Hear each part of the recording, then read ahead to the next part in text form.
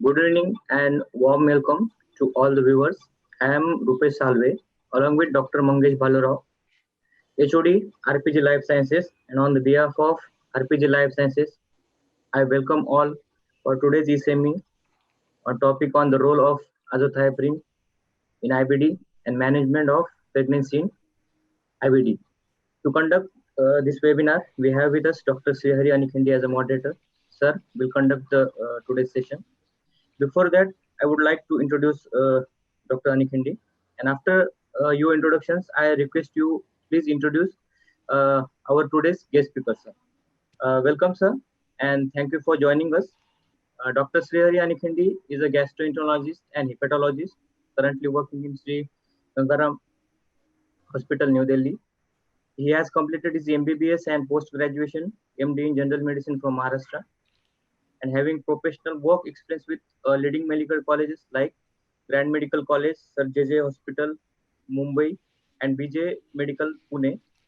He completed his super specialty training in gastroenterology and hepatology in one of the best department in our country at Sri Gangaram Hospital.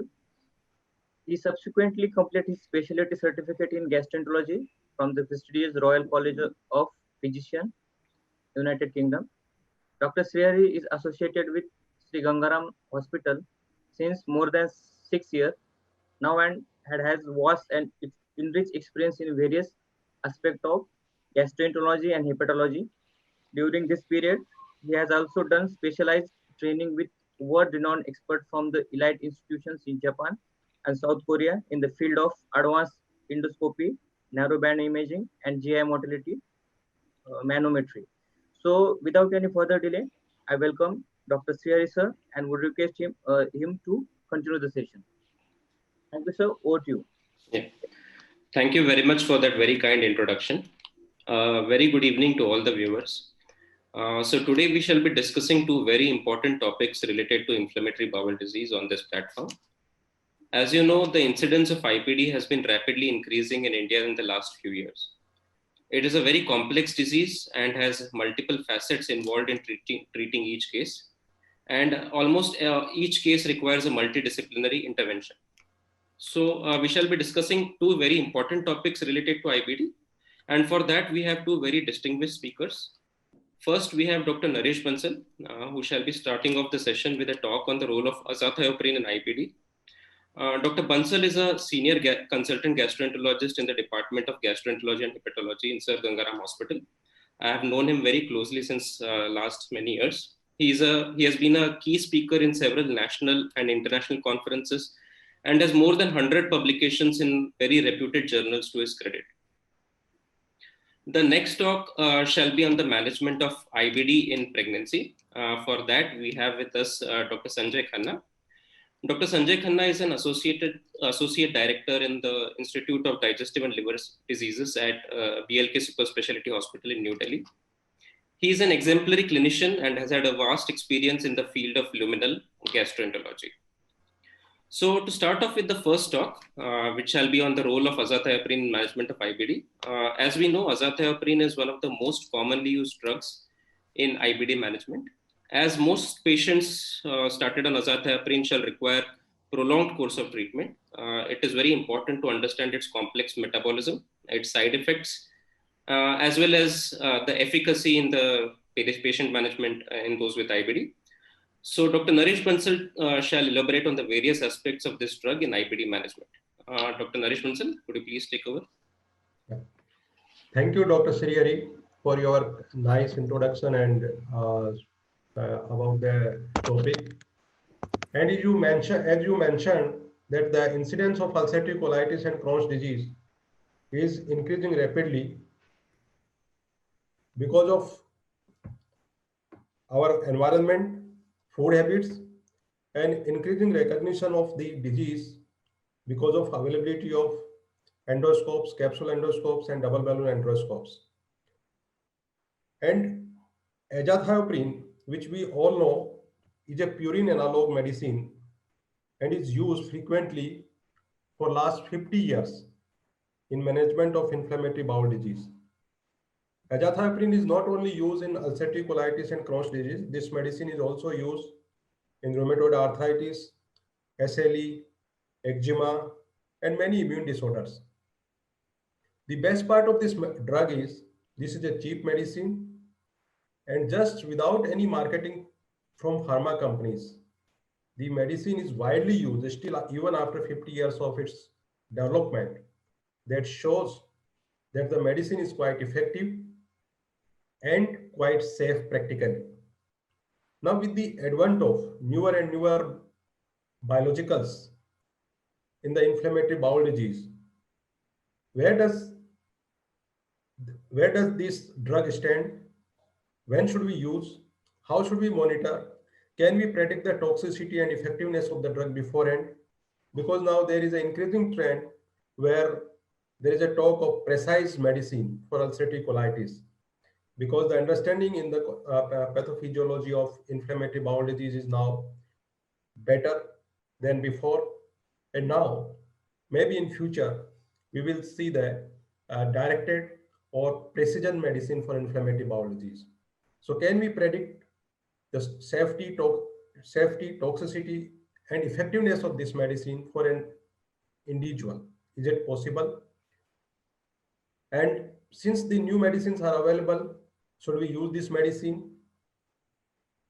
Especially in a country where the tuberculosis is rampant, activation of tuberculosis is quite common with the newer biologicals. Biologicals are very costly and they come with a lot of side effects.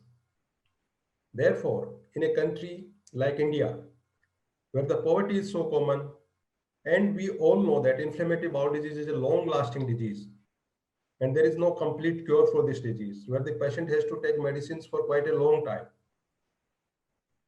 So I think in the management armamentarium of inflammatory bowel disease, especially in developing countries, this azathioprine or purine analogs remain an important backbone for management of inflammatory bowel disease, even as of now. So we will discuss metabolism of thiopurine. What are the considerations before starting thiopurine therapy? How to use, how to monitor, how to manage the side effects? What are the risks and benefit in continuing or discontinuing these thiopurines? What is the risk of malignancy? What is the role in pregnancy? What are current guidelines and recommendations from the various societies? So azathioprine was developed in 1957 along with 6-mercaptopurine and 6-thioguanine. So metabolism of azathioprine is very, very complex. Initially, it was considered the metabolism is simple, but now with the newer insights, it has been seen that the metabolism of azathioprine is not so simple and it involves a lot of pathways. Azathioprine is a prodrug which is converted into mercaptopurine, 6-mercaptopurine, and now further can be metabolized into 6-thioguanine, monophosphate, biphosphate, or triphosphate. Now this mercaptopurine or 6-mercaptopurine can be further metabolized by TPMT, thiopurine methyl transferase, which leads to methylation of this mercaptopurine and forms methyl mercaptopurine. Now, another pathway is this mercaptopurine can be converted into TUA by xanthine oxidase enzyme. So this azathioprine can be converted into 6-thioguanine monophosphate and triphosphate. Triphosphate is the most active metabolite, which is considered the most effective metabolite of azathioprine. And now the efforts are underway to study this thioguanine triphosphate instead of azathioprine directly. Now there are two important pathways which we should remember before understanding azathioprine. One is xanthine oxidase pathway, and another is this TPMT pathway, thiopurine methyl transferase pathway, which makes azathioprine metabolites to excrete this drug through kidneys. Kidney is the main site for the excretion of the drug. Now this is the more complex diagram. We can see that azathioprine is converted into 6-mercaptopurine, and now this 6-mercaptopurine can be converted through TPMT into methyl-mercaptopurine or thiourea acid, and this 6-mercaptopurine by the enzymatic pathway can be converted into the methyl-mercaptopurine or mercaptopurine nucleotides, mononucleotides, dinucleotides, and trinucleotides, or 6-thioguanine nucleotides. Now, what is the mechanism of action? What does this azathioprine does?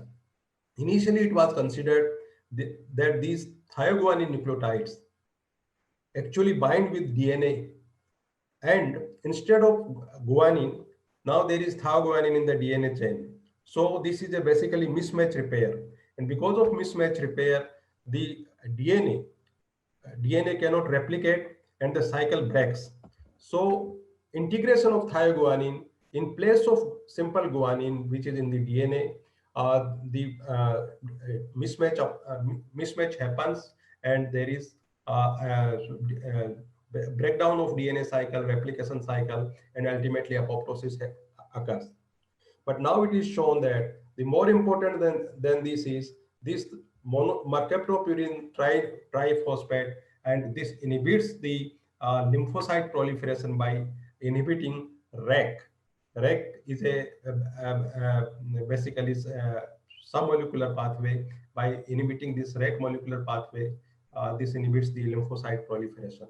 That is more important, and that is why, because of on the basis of these mechanisms, the action of azathioprine actually comes after 3 to 6 months.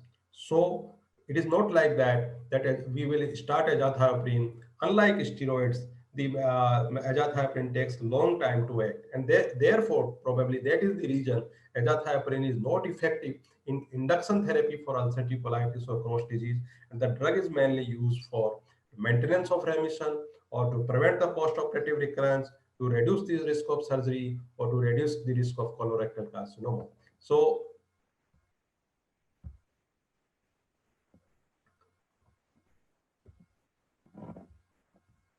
how to initiate and how to calculate the dose of thiopurine?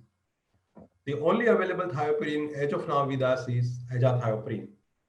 So it takes long time to start onset of action, 12 weeks, and in some patients it may be up to 6 months, because these thioguanines is to be incorporated into DNA, and there is another pathway that I already mentioned, that triphosphates has to inhibit REC and then ultimately lead to decreased lymphocytes proliferation, and this takes time, and based on this there is a long period of latency for the action.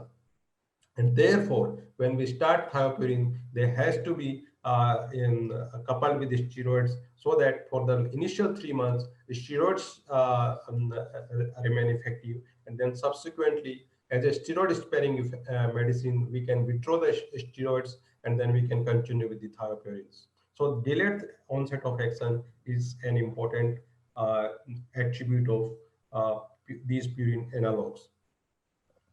Now, another is important fact and often asked question is about the TPMT. As we just now discussed the metabolism of azathioprine, and we know the important role of thiopurine methyltransferase enzyme, in short TPMT enzyme, which actually catalyzes the 6-mercaptopurine into an inactive metabolite to excrete the drug via kidney.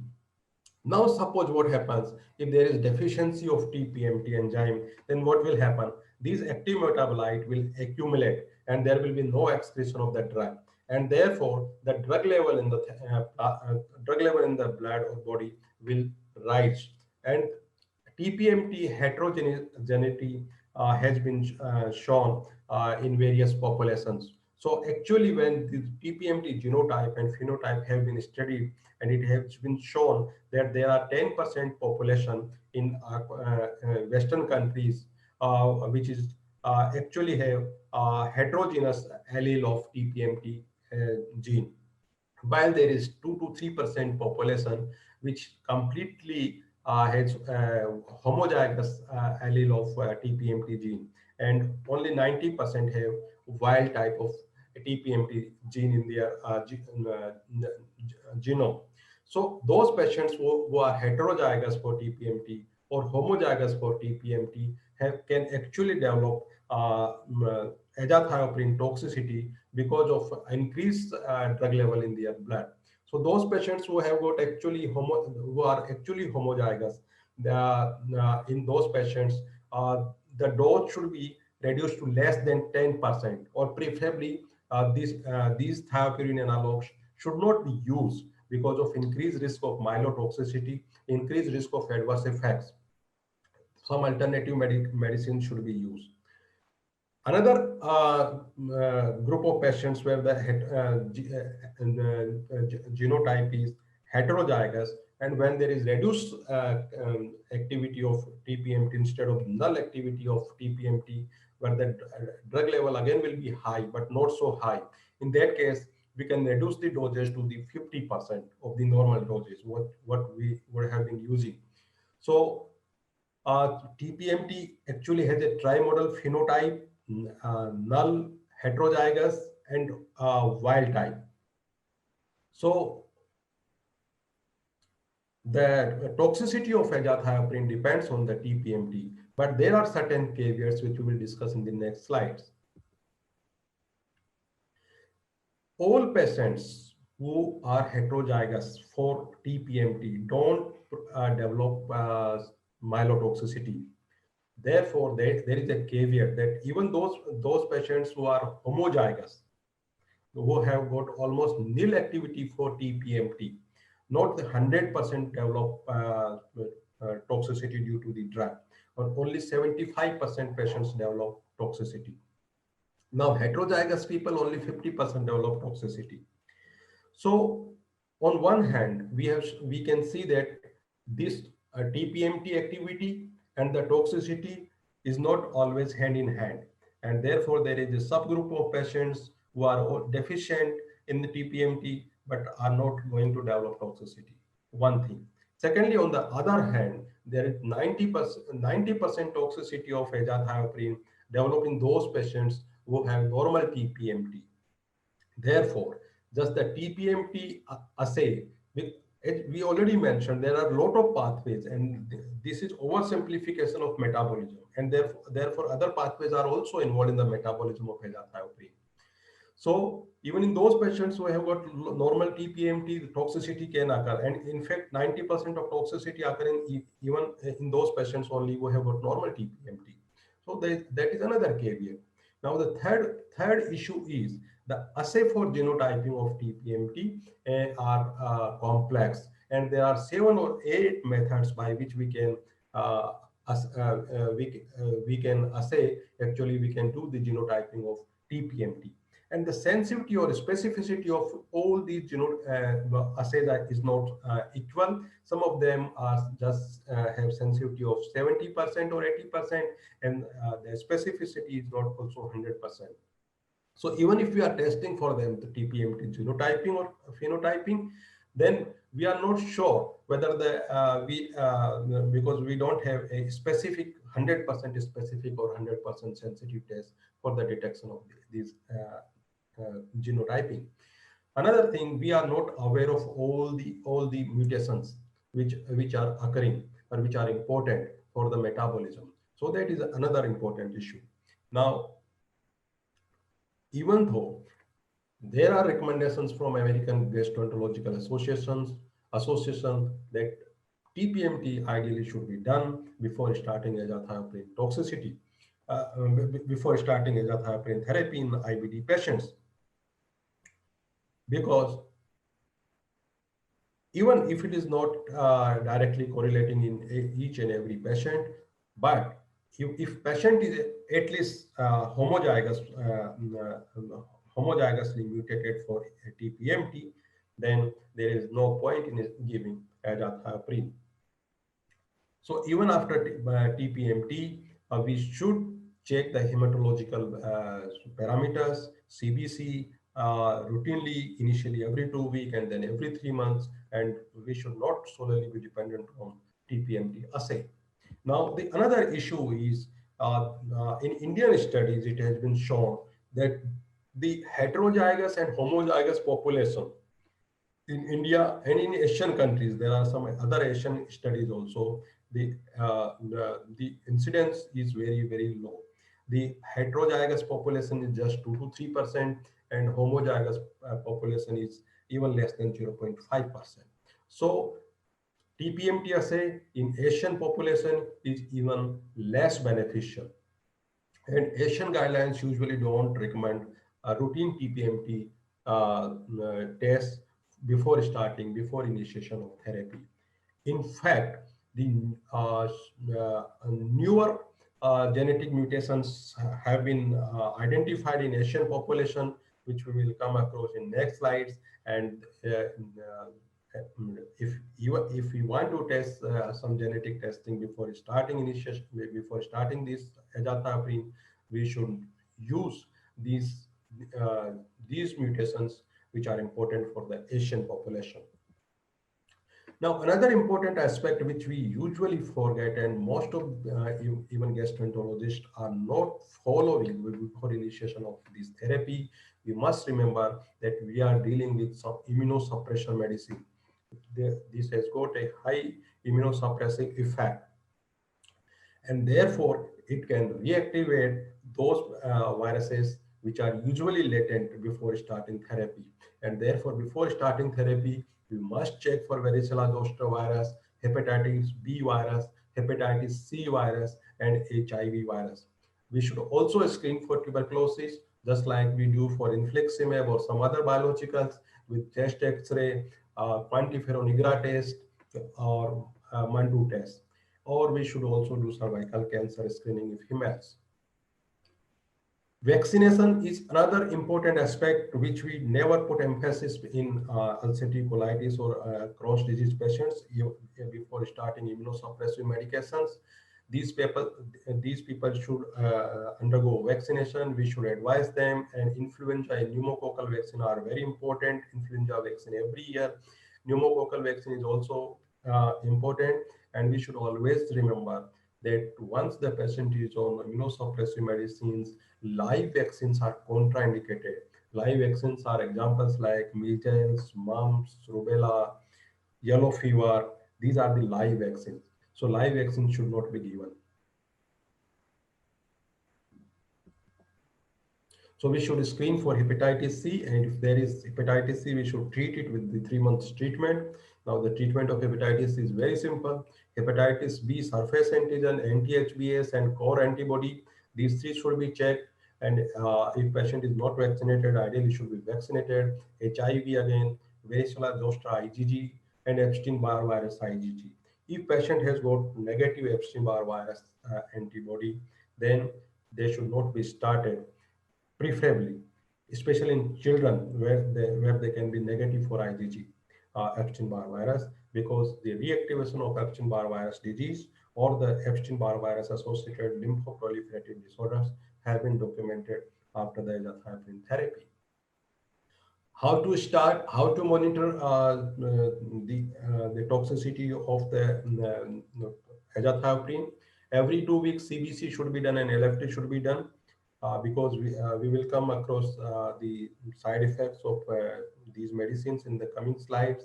And the important side effects are myelotoxicity, where the patient can develop leukopenia, pancytopenia, thrombocytopenia, or sometimes pure red cell aplasia. Then second, it can be hepatotoxicity, sometimes idiosyncratic pancreatitis. So these are important. So every 2 weeks for the first 2 months, and that should be followed by every 3 months for the duration of the therapy. Most of the adverse effects occur within the first 2 months, and therefore the more close monitoring is required in the initial 2 months. And TGN level is another important fact, that in Western countries there are certain guidelines which recommend TGN levels, but TGN levels are not, I think, available in India.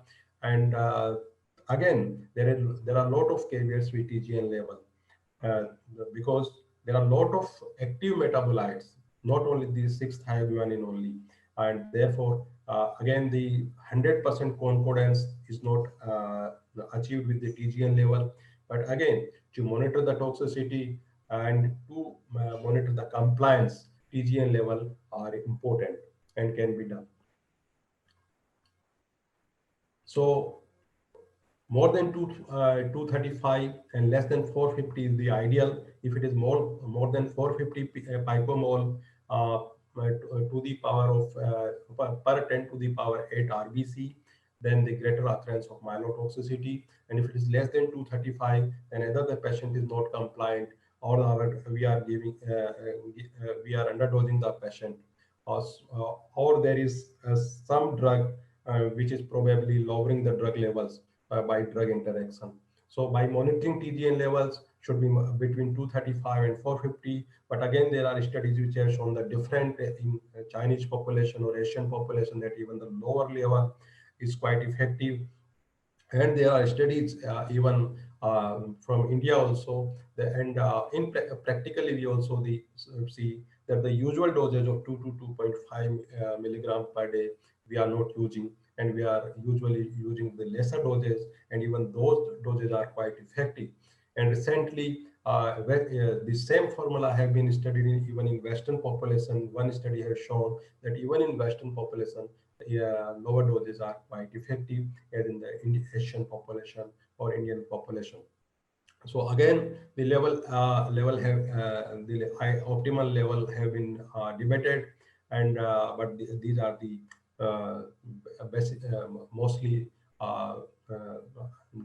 levels which are followed, and more than 450 should not be used. Again, one problem with these, that all these levels are measured in the RBC, and we all know that RBC doesn't have nucleus. Red blood cells have no nucleus, and therefore probably all these steps of metabolism of azathioprine probably are not occurring in the RBC, but they must be occurring in WBC or some other cells. And therefore therefore the toxicity, leukopenia or myelotoxicity, cannot entirely be predicted with these RBC level. And ideally we should measure these levels in either bone marrow or WBC, but measuring these levels in WBC is not easy. Therefore they are measured in RBC. So we have already mentioned that intermediate TPMT activity, when we do the phenotyping or genotyping, then they should receive 50% of the thiopurine doses, and low TPMT activity should avoid either thiopurines, or if we want to give thiopurines, then 5 to 10% of the standard dose should be used. Then on the base of TGN levels and methyl mercaptopurine levels, we can interpret. But again, the problem is that we don't have facility in India to measure the methyl mercaptopurine and TGN level. But based on these two levels, TGN levels and methyl mercaptopurine levels, you can predict response, you can predict non-compliance, and you can predict the toxicity of the molecule. So thiopurine hypermethylation appears to occur in up to 20% of the population, and when TGN levels are low with conventionally raised methyl mercaptopurine levels, so this ratio of methyl mercaptopurine and TGN ratio of greater than 11 have been shown to greatly increase the risk of toxicity. And again, these levels are measured in the RBC. And another important thing is, if we sometimes we face the risk of toxicity with these azathioprines or purine analogs. So the very interesting fact is that it has got drug interaction with allopurinol, and this drug interaction can be used for our favor actually.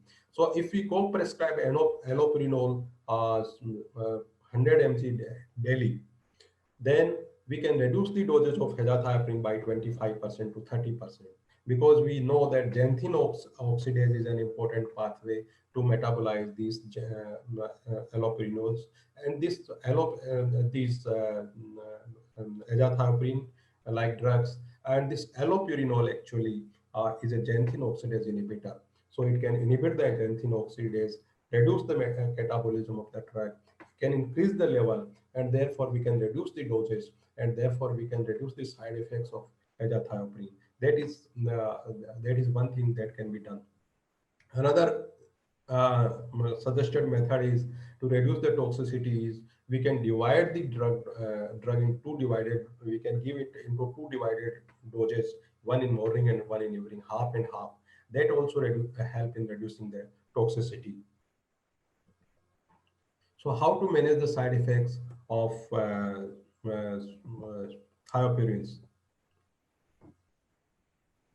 Almost 15 to 28% patients develop adverse reaction due to thiopurines. Some of these reactions are drought dependent, some of them are idiosyncratic, and the most reactions are usually mild, like just flu-like illness, arthralgia, rash, and some of them are more serious where we have to intervene, we have to reduce doses, or we have to sometimes stop them.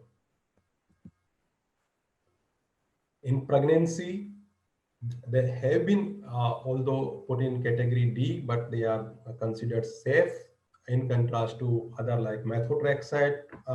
They are considered quite safe. And once if the patient is on azathioprine and has pregnancy, patient is in remission, then we should continue with the drug. We should not stop that. Again, with lactation, they are considered moderately safe in L3 category, having negligible concentration expressed in breast milk, should be continued. And if patient develops infection, then obviously thiopurine should be withdrawn and they can be reintroduced once the infection has been cleared.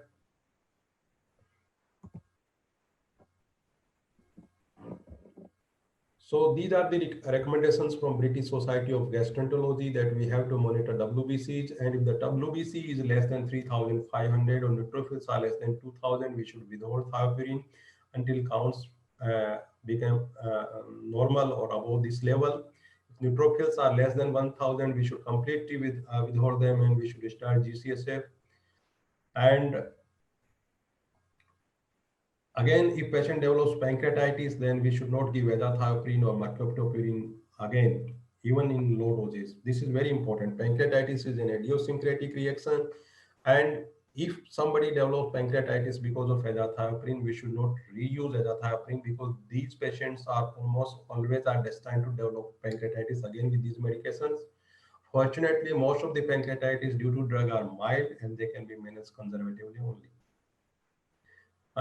Another is GIT intolerance in form of nausea, vomiting, diarrhea, nausea, vomiting, abdominal pain. Then we can switch either from azathioprine to mercaptopurine, or we can split in two doses, or we can add allopurinol, Gyloric, 100 mg, and we can reduce the dose of azathioprine. Or again, same we can do with the flu when patient develop flu-like symptoms, arthralgia, rash, all these things. For hepatotoxicity, again, we should withhold when the SGOT or SGPT or AST or ALT are more than 3 times of normal. And then again, we can reintroduce them with the low dosage, just as we do with the antitubercular medicines once they come down to the normal. And if we have not done hepatitis B and C, we should always check hepatitis B and C at this point of time at least. And what are the risks and benefit in continuing or withdrawing thiopurine therapy?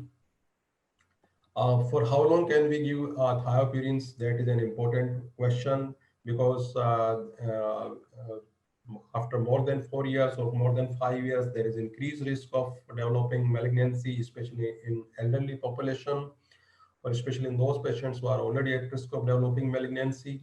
So most of the clinicians are of view that after using them for 4 years or 5 years continuously in high risk group, it is better to stop them and to give some other group of medications. Or if you want to continue them, it is at least we have a duty to consult with our patient. We need to tell them that there is a little bit risk. It may be theoretical risk only, but there is a definite risk of developing higher risk of developing malignancy, and whether the patient is ready to accept it or not. And once you stop the medicine, then there is relapse rate will be obviously higher as compared to those patients where you are continuing with the medicines. And after 3 years and 5 years, relapse rate is almost 66%. So you need to use another group of medications in this type of patients. Especially the relapse rate will be high in those patients who don't have mucosal healing, or when you leave the patient with high CRP or with the active disease. Lymphoproliferative disease, obviously the risk is 4 to 5 times. Then non-melanoma skin cancer is also high, especially in Western population when there is a lot of exposure to the ultraviolet radiation, also sunbathing, heavy sun exposure. All these white population, all these are risk factors for the non-melanomatous skin cancer. And the risk is higher when you combine these medications with other medicine which is healthy. Same profile of side effects like anti-TNF drugs. So more than age 50 years, the risk is more. More than 4 years of duration of therapy, risk is more. So risk is more when we use it for longer periods, and in those patients when in elderly subset. Now, apart from that, there is a risk of nodular regenerative hyperplasia, NRH, when after developing NRH, nodules in the liver, because of this NRH, patient may develop portal hypertension. So we should also monitor these patients, whether the patient has got NRH because of long-term use of these medicines. In fact, there were initial trials to use 6-thioguanins in place of azathioprine, which is actually the active metabolite, but then the risk of NRH is very, very high with using 6-thioguanin directly, and therefore that molecule is not preferred. So in the management, there are various guidelines. We are aware about them, and we know that these are the medicines which are used for basically maintenance of remission and never for induction of therapy. So in induction of therapy, if we talk, they are not effective, but for steroid sparing effect, for maintenance of remission, for post-operative recurrence, they are quite effective. And they can be used in structuring disease as well as fistulizing disease in Crohn's disease. And another important thing is they are now used for adjunctive therapy for reducing immunogenicity against biological therapy. And therefore, there is a redevelopment of interest like now this, and even in the Western literature, otherwise this was considered just an antique drug, old drug, which was probably would have been discarded, but now there is that has rekindled the interest, because especially with anti-TNF infliximab, if we combine, now there is various trials, Sonic trial and other trials, they have clearly shown that if we use infliximab along with azathioprine, then it adds to the therapeutic effect, and the efficacy is more. And probably this effect comes from the fact that azathioprine reduces the antibody formation against anti-TNF, and that is the mechanism probably that leads to the increased efficacy and synergistic effect with the anti-TNF infliximab. The same effect has also been shown with adalimumab, but the consistent effect has not been shown, and the effect has been shown consistently only with infliximab. So it may not be a basically class effect, but maybe the drug effect itself. And similarly, in ulcerative colitis, the medicine also is recommended with combination therapy with the infliximab or the maintenance of remission as a standalone drug. So we have seen that this can be used in maintenance of Crohn's disease, maintenance of ulcerative colitis, post-operative maintenance, and preventive immunogenicity to anti-TNF. In induction, the evidence is less robust, and probably we because of the fact that it takes long time for its efficacy. So these are the various trials. This is the Sonic study, which has been shown, which has shown that azathioprine use alone will be less effective than infliximab. But if you combine infliximab and azathioprine, then this will be superior to infliximab alone in achieving clinical remission and mucosa healing. So here you can see that azathioprine monotherapy, then infliximab monotherapy, and infliximab and azathioprine combination. in corticosteroid-free remission as well as in mucosal healing. Mucosal healing at week 26 in Sonic trial with the combination was 43% as compared to 30% with the infliximab monotherapy and 16% with just the azathioprine monotherapy.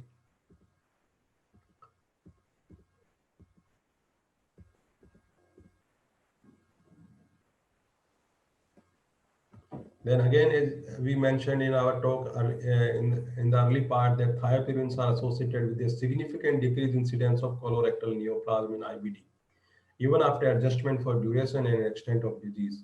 So probably these are the medicines which are actually effective against development of colon cancer, but obviously increases the risk of non-colonic cancers.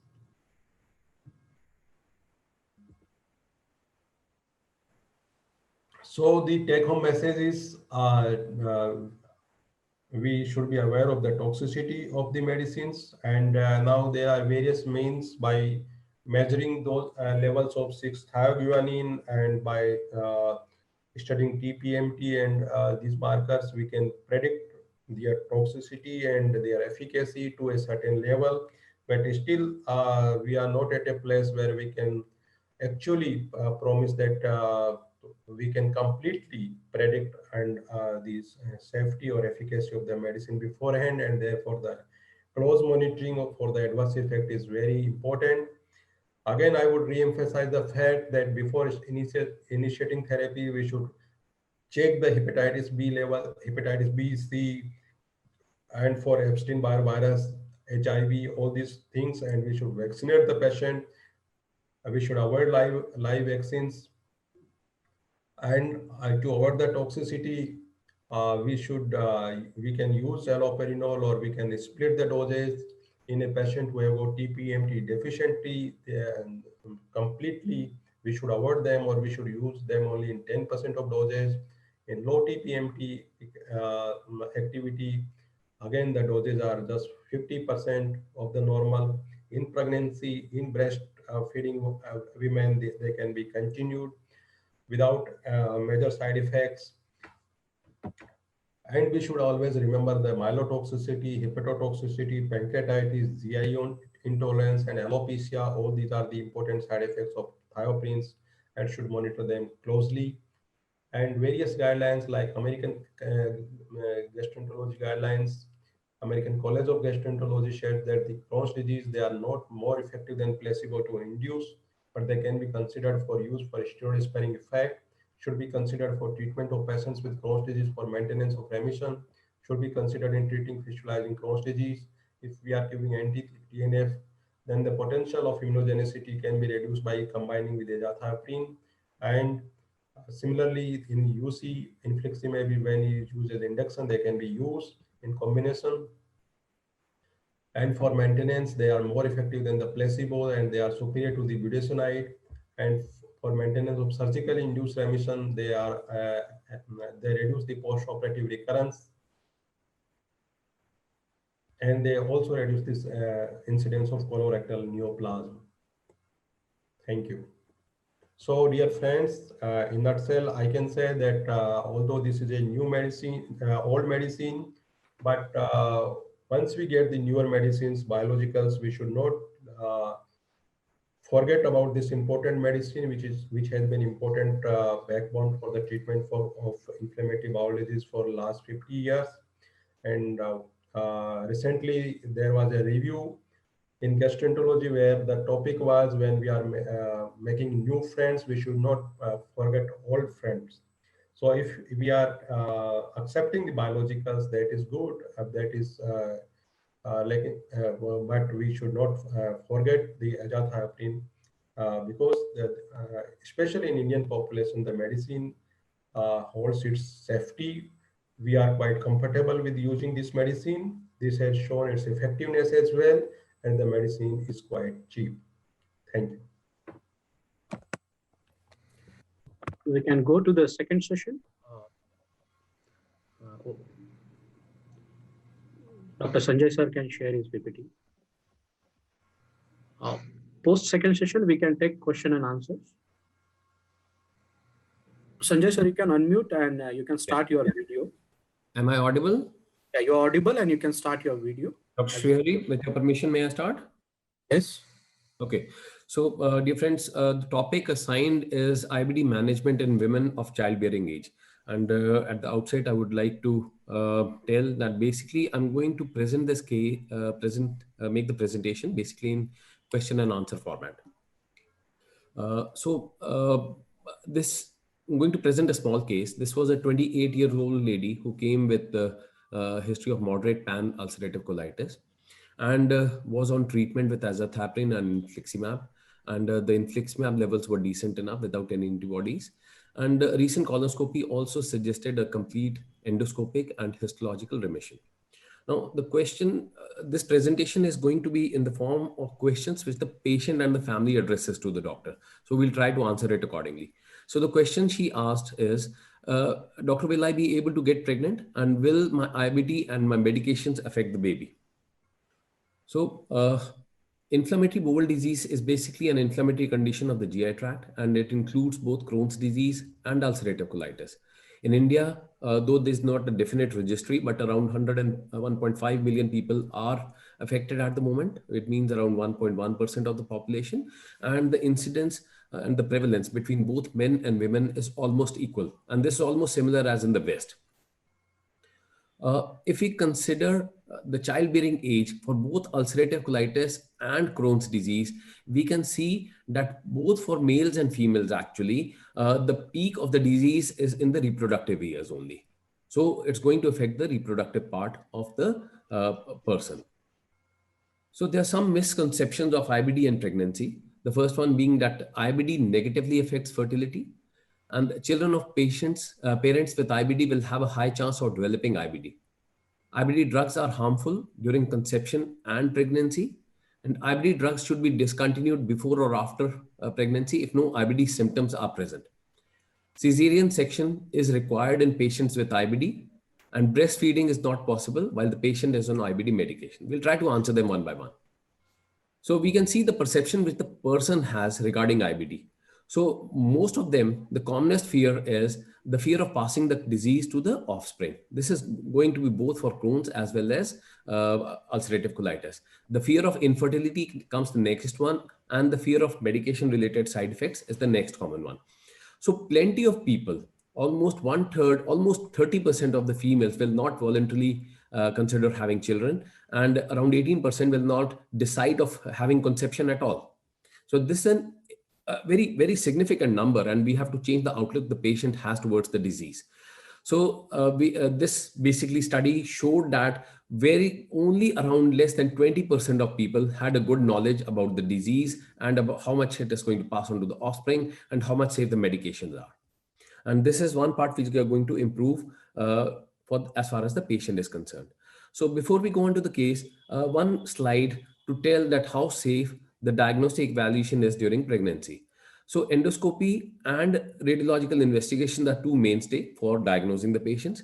Endoscopy should be performed during pregnancy only if there's a strong indication like significant bleeding, or if the information is critical for making treatment decisions, mean establish a diagnosis of IBD in a person who was previously undiagnosed, or to stage the disease if new therapies are needed, or maybe in the disease activity or something. And flexible sigmoidoscopy is a low risk in people in pregnancy in any trimester. I'll just take a second because the light is going to go off.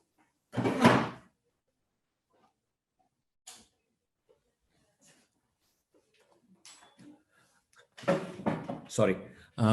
So flexible sigmoidoscopy is low risk in pregnancy in any trimester. However, all the endoscopic procedures preferably should be done in the second trimester if possible.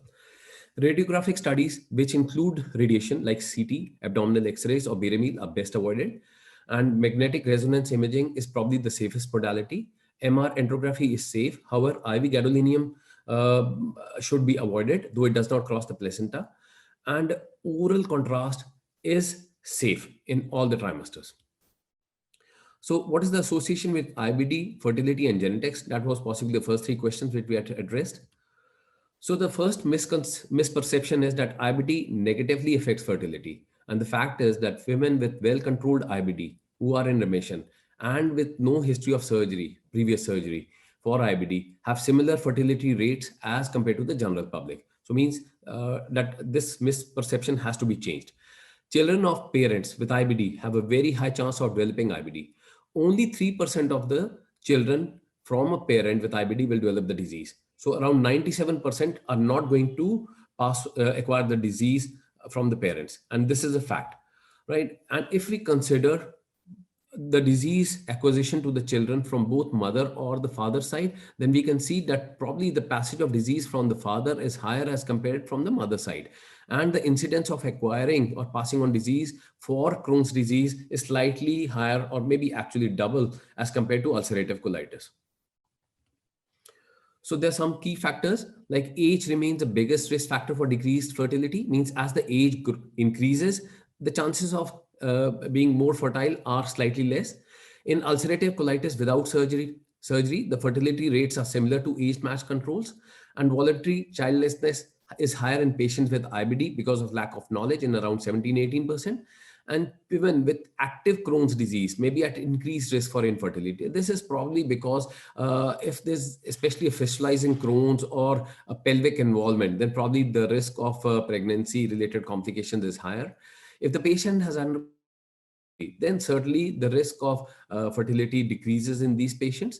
Post-surgical J pouches, these patients may have pelvic adhesions. Laparoscopy, once they have been subjected, actually reduces the formation of adhesions, and they are slightly better. And patients, even with ulcerative colitis post-ileal pouch anal anastomosis, will still have lesser fertility as compared to the non-surgical patients. The second part was IBD treatments in conception, pregnancy, and breastfeeding, how well they are and how good they are. So the question the patient asked is that the patient was on infliximab and azathioprine and remains in remission. And the question she asked was that whether she can decrease the medication she is on, and whether the disease is going to flare during pregnancy, despite the fact that she's continuing on medications. So the second part first, that the patient remains to do well only while they are on medications. So the first misperception is that IBD drugs are harmful during conception and pregnancy. And the fact is that managing IBD with appropriate medication reduces the risk of flares and can support a healthier pregnancy. The second misperception is IBD drugs should be discontinued before or during pregnancy if no symptoms are present. And the fact is that once we stop the medication, the IBD flares up during pregnancy. So medicine should not be stopped without consultation. And the third is breastfeeding is not possible while the patient is on medication. And the fact is, just like Dr. Naresh said, many drugs, they can be safely taken during breastfeeding also. There are important key issues which need to be addressed. And the first one is that women with IBD who conceive during remission, around 80% of them will remain in remission during pregnancy. So that's a very important message that the patient needs to be passed on. Patient with IBD who conceive while they're having an active disease, around 2/3 of these patients will continue to have an active disease or actually worsening of the disease. Ulcerative colitis patients will have a slightly bad outcome during pregnancy as compared to Crohn's disease. Around 45% can have a worsening while they're in active disease, while only 1/3 of Crohn's disease will have a worsening as compared to ulcerative colitis patients. So the rule of almost 1/3, 1/3, 1/3 holds true for Crohn's disease when it comes to remaining worsening, remaining stable, or achieving remission. So coming to the drugs and how safe they are with pregnancy and breastfeeding. So I've given it in a tabulated form. The first drugs are the this mesalamine group, aminosalicylates, and sulfasalazine.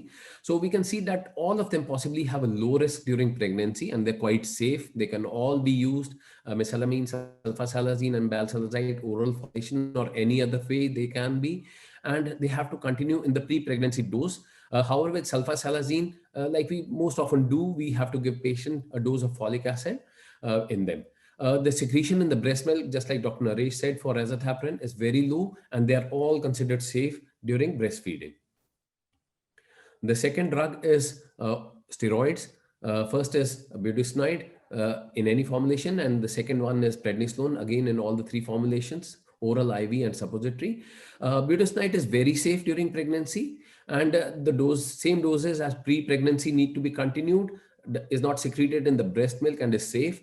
Prednisone, however, is considered a moderate risk and should be avoided if unwanted.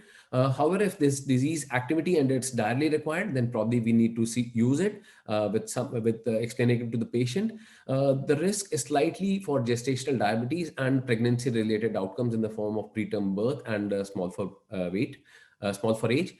And we try to avoid it if it's not required. Though during lactation, it is very safe. It's not excreted in the breast milk in very good quantities. So it's very safe for lactating mothers. So just a few messages as far as glucocorticoids are concerned, that the lowest possible dose of glucocorticoids should be used. And budesonide, I've already told, is safer than prednisone. And the risk of cleft palate after maternal exposure to glucocorticoids in the first trimester has not been confirmed, but it certainly has a little bit of risk, and some concerns are there, especially when used in the first trimester. And long-term administration, especially when the dose is more than 20 milligram, which is considered high dose, it may be associated with adrenal insufficiency, but it's still considered with the drug of choice when we need to treat an acute severe ulcerative colitis during pregnancy. And we need to establish whether the importance that mother is always more important than the baby, and if the disease is severe, then probably we need to use steroids after explaining it to the patient. Thiopurines, Dr. Naresh has already told that the drug can safely be used in pregnancy, preferably as a monotherapy is better as compared to combination therapy. So monotherapy is always preferred when all the drugs are taken together. And during lactation also, it is safe and very less excreted, and safe during breastfeeding also. So both the drugs, azathioprine and 6-mercaptopurine, can be used. Methotrexate is not safe during lactation and pregnancy and is avoided. Anti-TNF agents or the biological agents like infliximab, adalimumab, and the other ones which are not easily available in India at the moment, they are all low-risk monotherapies, especially in pregnancy, and they are safe to be used. The pre-pregnancy dose or the last dose which was used need to be continued. They are also safe in breastfeeding conditions because they are all excreted in very less amounts. So all the anti-TNF agents are considered safe during pregnancy and breastfeeding. And they basically had a piano registry in the US where they considered that lactating mothers for all the drugs taken together, and they had a very low excretion in breast milk, and they're very safe out there also. When they came to non-anti-TNF biologicals, again, they're not at present available, but they're shortly going to come. So they are also safe during pregnancy in monotherapy, right? When used in combination, especially, they may have a little bit of risk, but anti-TNF agents are maybe slightly better as compared to them. And the excretion is in lactating mothers is very less, and so the risk posed to the baby is very less. JAK inhibitors, they are nucleotide block, and tofacitinib basically has very little data as far as pregnancy is concerned and lactation is concerned. So basically they are used preferably in non-pregnant females at the moment. So a few important points and the recommendation which can be passed on to the patient, that all drugs, especially 5-ASA agents, they are safe. Biologicals, they are of no harm in pregnancy and breastfeeding. Methotrexate, avoid and do not breastfeed if the patient is there. Ideally, do not give it to the pregnant females also. And JAK inhibitors, do not breastfeed and avoid in pregnancy. And basically, during breastfeeding, the concept that avoid breastfeeding, so manual pumping and dumping of the breast milk needs to be discouraged in these patients now. There are few antibiotics which can also be used in these patients, which are basically given to some patients. And out of these, basically, we need to use antibiotics only if they are really needed, especially amoxiclavulanic acid has a low risk and can be used both during pregnancy and lactation. Ciprofloxacin in short courses, metronidazole in short courses can be used during pregnancy. However, they both are avoided in the first trimester if possible. In lactation, try to avoid both of these drugs if possible, especially metronidazole. And rifaximin, we don't have many good studies for pregnancy and breastfeeding mothers. So how does surgery impact IBD? That the complications of IBD which may require surgery in a pregnant female, they are all complications like acute severe colitis, which is refractory, perforation, abscesses, severe hemorrhage, and obstruction. And surgery may be associated with preterm labor and spontaneous abortion. So we got to weigh whether to continue with medical therapy or surgery depending on the patient's condition. And non-urgent surgery can be avoided. And however, the second trimester is the safest time for subjecting the patient for a surgery. Now coming to IBD and delivery. So the patient's next question is that now she's only on monotherapy for infliximab, and basically last dose she's got at 34 weeks. And the question is that her doctor has been discussing about cesarean section in this patient as an elective procedure. So we need to tell her that the misperception is that cesarean section is the must for all patients is wrong. And most of them, if in remission, can undergo a standard vaginal delivery. However, patients, we need to address a few points to the patient that in general, ulcerative colitis, patients, if they flare especially, they have a slightly higher rate for cesarean section during pregnancy. And cesarean section recommended for women with prior rectovaginal fistulas should be done because these are patients whose vaginal delivery outcome may be actually poor. And all patients who have undergone an ileostomy or colostomy can be safely subjected for vaginal delivery. And for patients who have undergone ileal pouch anal anastomosis, again, though they can be subjected for vaginal delivery, however, if adhesions are there or some suspicion is there, then probably they're also subjected for a cesarean section. So the next question, next thing is that she gives delivery, has normal vaginal delivery, and good healthy baby is born. So the question is that when she should start the drug again, and she was worried about the disease coming back and about the breastfeeding part also we have already discussed. So the biologicals, especially in this patient, needs to be started 24 hours after vaginal delivery and 48 hours after cesarean section. So the patient needs to back early on the dosages of the drugs she was on during pregnancy. And we need to just basically consider that other medication which is taking, and the dose needs to be weight-based. So provide adequate monitoring and patient management should be there. And short-term opioids can also be used in these patients. And if the patients have already undergone ileostomy or colostomy, then care for these should be taken in these patients. And postpartum flares in IBD are possibly because of non-starting of medications, especially in the setting that the patient is breastfeeding and there's lack of knowledge both to the doctor as well as to the patient. There's resumption of smoking, the hormonal changes during delivery. In few patients, we don't have any reason for the flare, and changes in the anti-inflammatory cytokines, again, which increase during pregnancy, can lead to mild flare for this disease. However, in general, patients with IBD who remain stable on medical therapy during pregnancy should have no increased risk of disease flare as compared to the general population after delivery.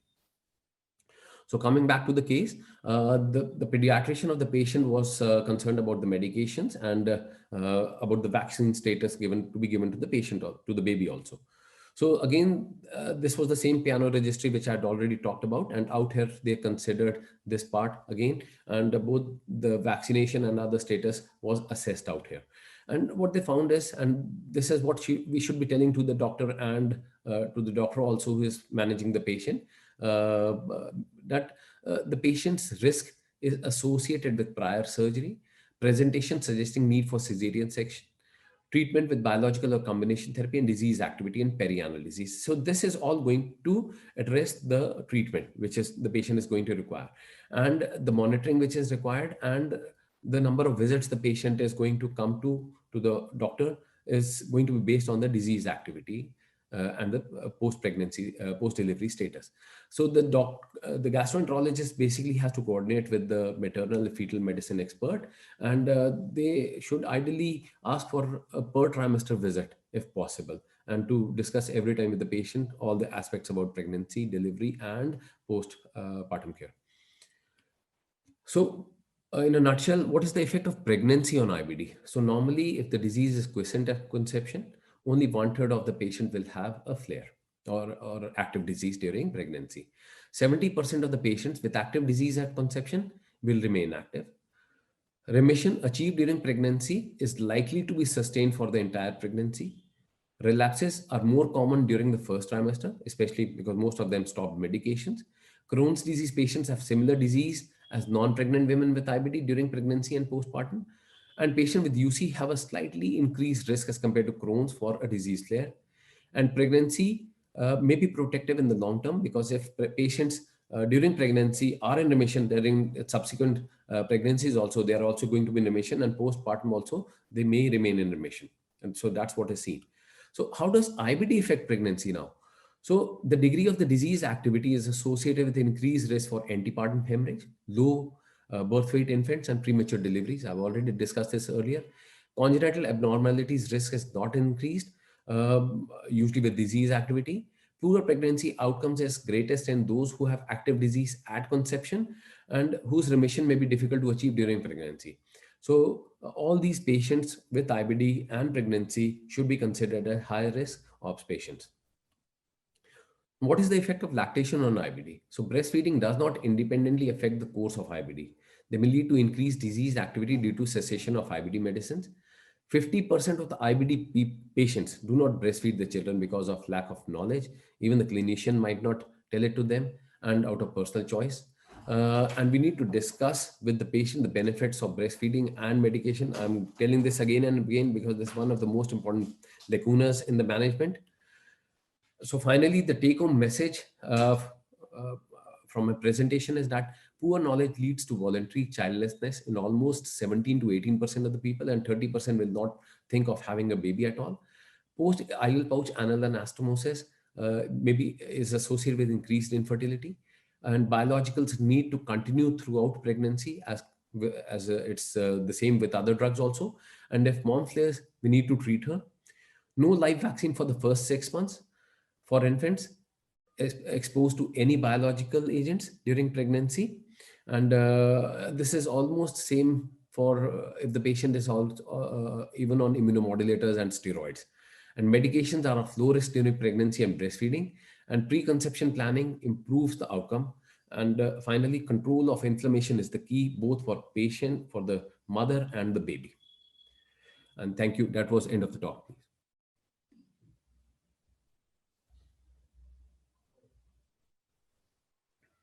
So thank you, Dr. Khanna, for that brilliant talk. That was very informative and very practical, and I'm sure it has made most of us more knowledgeable about how to manage pregnancy and IBD when they are together.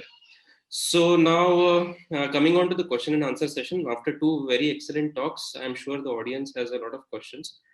And to start off, I would like to ask Dr. Naresh, sir, that with the ongoing COVID pandemic that is around, would you recommend continuing patients on azathioprine if a patient is suffering from active COVID, considering that it is an immunomodulator drug and it might alter the immunity and make the patient more predisposed to severe COVID-19?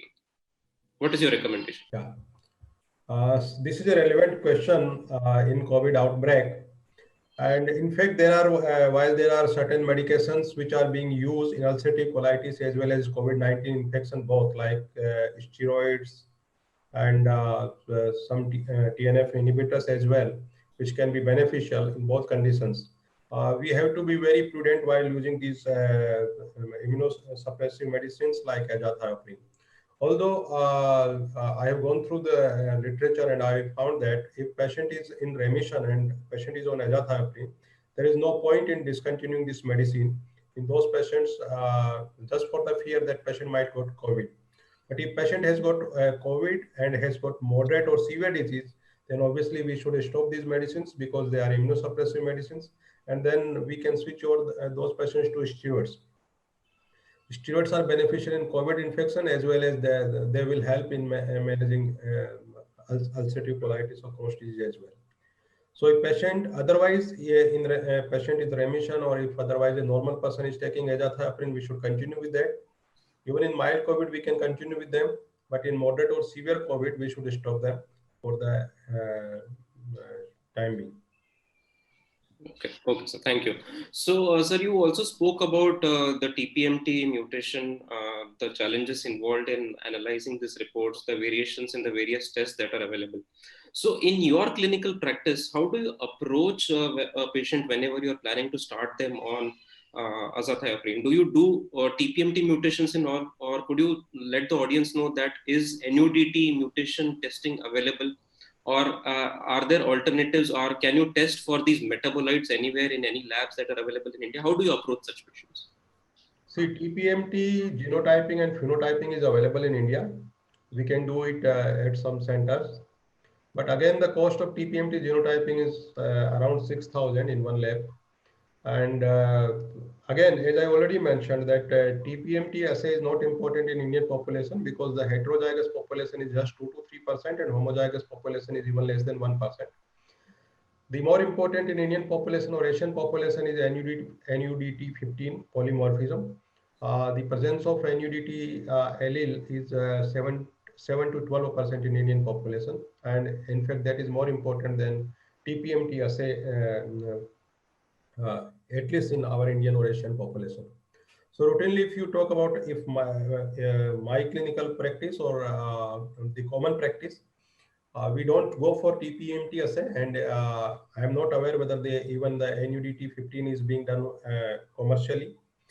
And then again, the cost effectiveness of these tests has not been established, whether they will be cost effective, because more than 90% population again will be wild type only. And then again, there are multiple factors involved, and then you have to monitor your CBC and LFT at regular intervals. There is no change in your monitoring. So I think for Indian population in common practice, I would advise to stick to our common sense and common practice that we need to monitor CBC and LFT more frequently, as I mentioned, instead of going for TPMT assay or NUDT15, because there are a lot of other genetic polymorphisms have been also being investigated, and now the picture is not entirely clear. Even the metabolism of the drug is not clear, and there are multiple factors involved. Genotype and phenotype don't go hand in hand. So I think at this point of time, it is better to stick to the CBC and LFT monitoring for myelotoxicity and hepatotoxicity. Okay, so suppose you have a patient who has been on azathioprine and you are not able to continue these patients because of any of their adverse events. So how do you maintain these patients? Suppose a patient of Crohn's disease and he needs maintenance therapy and azathioprine is out. So what agents do you use in these patients? See, now there are other agents also available, like we can use in Crohn's disease. I frequently use methotrexate. I don't know why people are scared of using methotrexate. In fact, in Crohn's disease, I use more methotrexate than the azathioprine. The biggest advantage with methotrexate is that you can give once a week dose. So the compliance is very good. People are very happy with the once a week dose. So I use methotrexate very frequently. We can also use cyclosporin or tacrolimus. Now tofacitinib is also available in the market and not very costly. So we can use that medicine also. These are the oral medicines available. Biologicals are always there for maintenance. So methotrexate would be subcutaneous dosing once a week? Well, obviously that will be more effective, but I use the in oral dosage also in the dosage of 15 to 25, and that is also quite effective. Okay. But if you can administer subcutaneous, that is obviously more effective. Okay, great. Thank you so much. Dr. Sanjay Khanna, one of the very catastrophic situations that we might encounter in a clinical practice is that a pregnant patient coming to us with an acute severe ulcerative colitis. So in this situation, how would you like to manage such a patient? Two things which are important is we need to assess the disease activity, and we can go by simple bedside examination like Tool-Love-and-Witt criteria, and if required we can go in for a flexible sigmoidoscopy, which are basically safe, and assess the severity. The mother is always going to be more important than the pregnancy, right? So we need to address this part.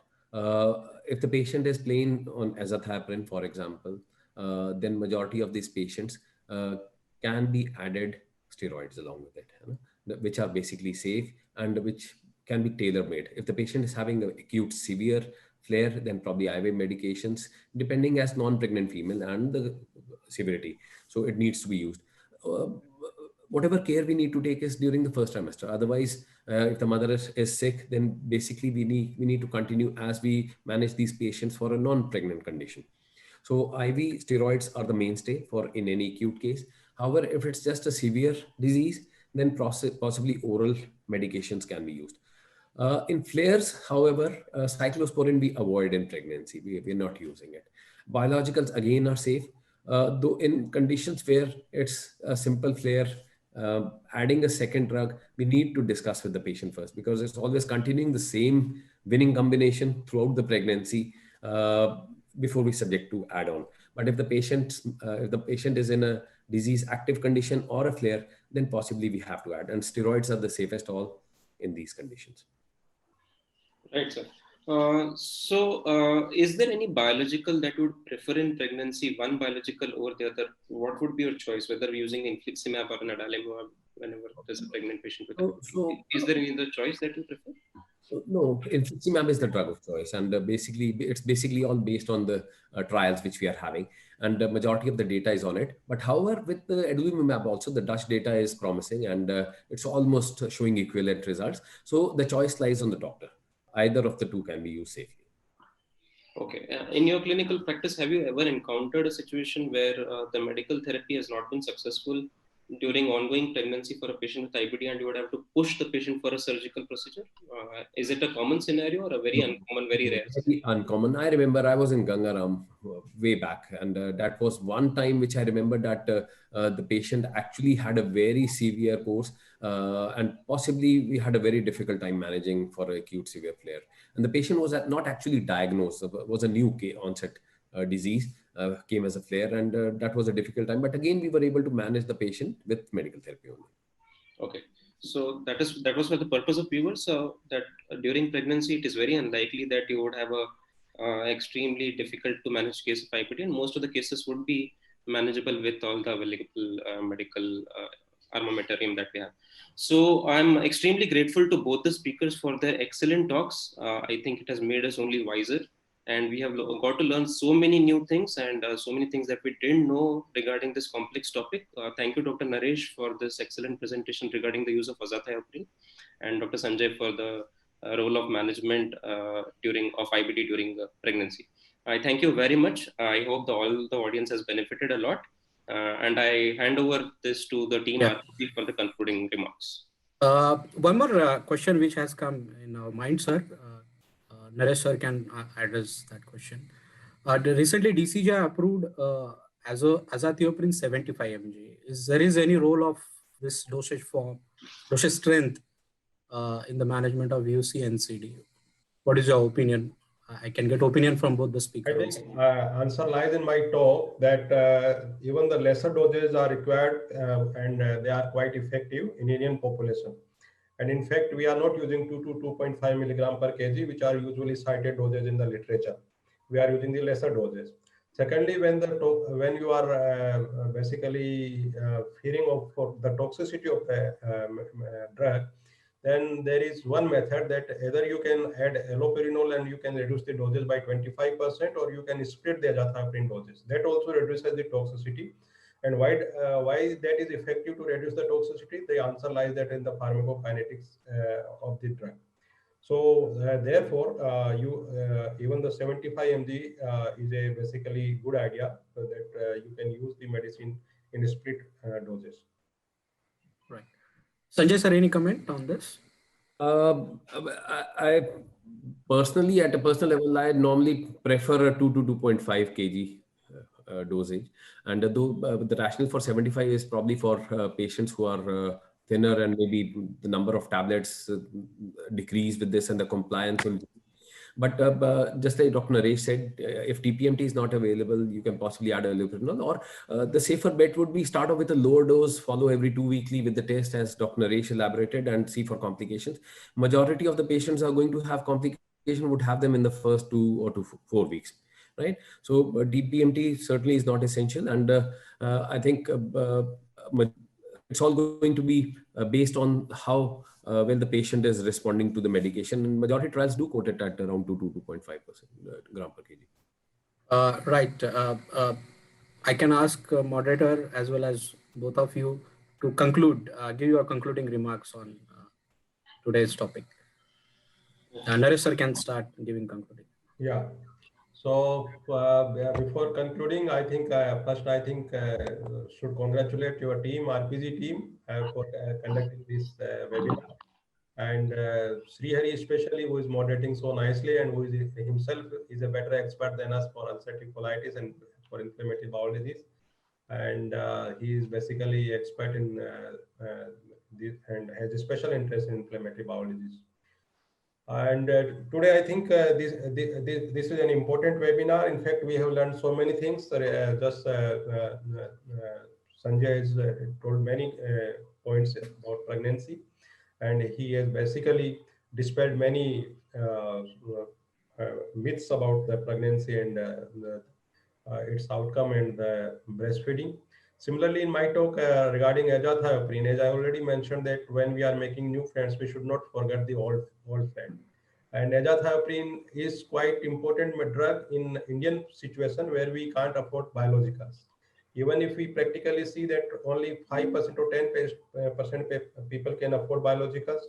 And if you want to give them for long term, say for years, then I think this percentage would come down to just 1% or 2% who are either empaneled or who are on some government panel only. And in majority of the patient for maintenance or remission, I think the preferred drug as of now in Indian population is azathioprine. But as a clinician, I would re-emphasize 2 or 3 facts that we are not vaccinating the patients with inflammatory bowel disease most of the time. We are forgetting this important fact.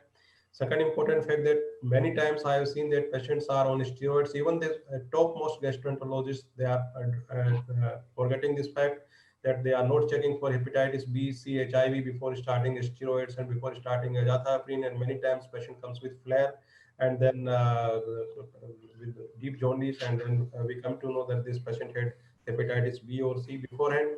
So I think we should be very, very cautious before starting these medications. And if we follow these guidelines strictly before starting and then post starting monitoring, then I think the patient can be benefited in a better way. Sanjay sir, you can conclude. Okay. First of all, again, thank you RPG Life Science for giving me this opportunity, and Dr. Srihari for a wonderful moderation. I cannot but just agree with Dr. Naresh. He's been my senior also in Gangaram. That it's been a learning webinar for us also. We've learned quite a few things about not only about azathioprine and pregnancy, but certainly cleared a few doubts also. Two important things which I would like to mention is that to the doctors, not only certainly we are the most important ones who are going to basically have a normal course of pregnancy and IBD, that please do not stop medications at any cost. Whatever drugs the patient is on, try to get it into monotherapy and continue. Second is, don't add any new drug during pregnancy if it's not called for. And third, as Dr. Naresh said, live vaccinations should be avoided when immunosuppressants are used. And otherwise, they're all very safe. The outcome for pregnancy is almost similar as compared to the general population. And it should be a nice course for both the mother and the baby, as far as IBD is concerned. Thank you. Srihari sir, you are... Yeah, so we have already heard from the experts, doyens. Dr. Naresh has been very categorical, but I don't think that way. I think what they have discussed are some very, very vital points, I think, which has been very useful for all of us to understand that immunization, one thing which most of us would neglect in the routine course during IBD care, adult immunization is often a neglected part, and I think that has to be brought up by most of the clinicians over a course of time. I agree. I also would like to highlight that it is quite natural that with time, the incidence and prevalence of IBD in our country is only going to increase from here. We'll be shifting from TB prone to more IBD prone type of a population, and it would be wise on our part to keep having more discussions on IBD like this with all the experts. I think what I can see is that most of us are quite comfortable till the usage of steroids, but once steroids start working, what is to be used next? So the usage of biologicals and immunomodulators is not so common because possibly of our lack of complete understanding, and talks and sessions like this should help all the gastroenterologists and clinicians in general to improve our knowledge. I would also like to use this platform to request the pharma companies to try and reduce the dose of biologicals even further, so that they're brought into practice more frequently, especially those with adalimumab, because it's more patient friendly. Nonetheless, I would thank RPG Life Sciences for giving us this opportunity on this platform to discuss on this very important topic. I thank all the speakers once again. I thank RPG Life Sciences and thank all the attendees for attending this wonderful webinar. Thank you so much. Definitely, sir. It's an open invitation for us to conduct more such sessions. So we are committed for that. Being a pharma company and being a leader in azathioprine, and it's wonderful session. Even after 7th decade of its discovery of azathioprine, and which was a Nobel Prize winner discovery. So still there is a lot of thing to be learned in immunosuppressants and its continuation, discontinuation, its usage in pregnancy. So today we could get a bit sense of it. Thank you so much to all speaker. I would like to ask Avinash to please deliver a vote of thanks. Yes, sir. Our heartfelt thank you to all the esteemed panel, Dr. Srihari Anil sir, Dr. Naresh Bansal sir, and Dr. Sanjay sir, for sharing their valuable time and knowledge with us. It was indeed a pleasure having all of you here today, and we hope that we can meet again on such important topics in future. Also, thanks to all the doctors who have joined us today. What we will do is we will be sharing the edited video of this session with all the doctors after due permission with all our panels. So once the panel approve, we will share the video with them. It will be available on YouTube channel. The link would be shared once it is approved by the speakers and the moderators. So I would request participants to stay tuned with us, and we'll share that link with you definitely. Till the next time we meet, on behalf of entire team of RPG Life Sciences, take care, stay safe, and goodbye. Thank you. Thank you.